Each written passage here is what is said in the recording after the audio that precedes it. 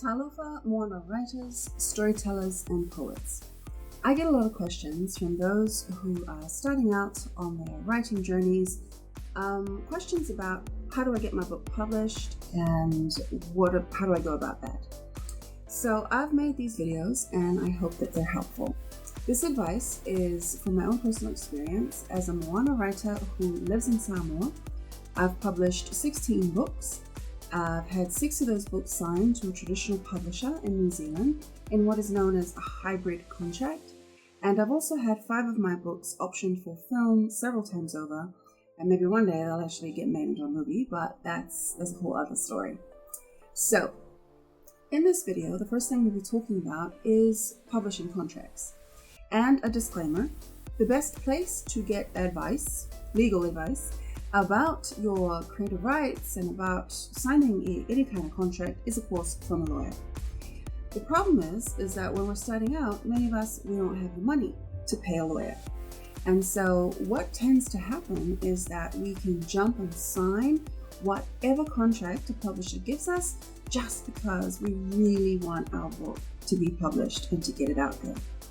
So I urge you new writers, don't do that, okay? Do some research first. Just take a little bit of time to learn a bit about your creative rights as a writer and a storyteller. Start by watching this video. Okay. So, the first thing that you need to understand about your book when you are getting to the point of wanting it to be published and taken everywhere around the world, the first thing is that there are many possible versions of your book. And you, as the writer and creator, you are the owner of all those versions, even if they haven't been made yet.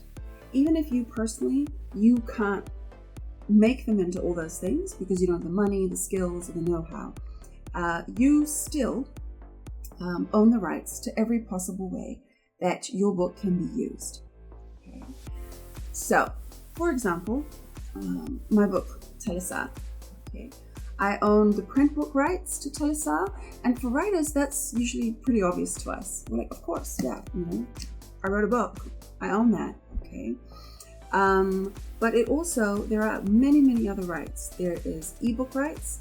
For Tusitala, I own the audiobook rights. I own the rights to translate it to every language under the sun.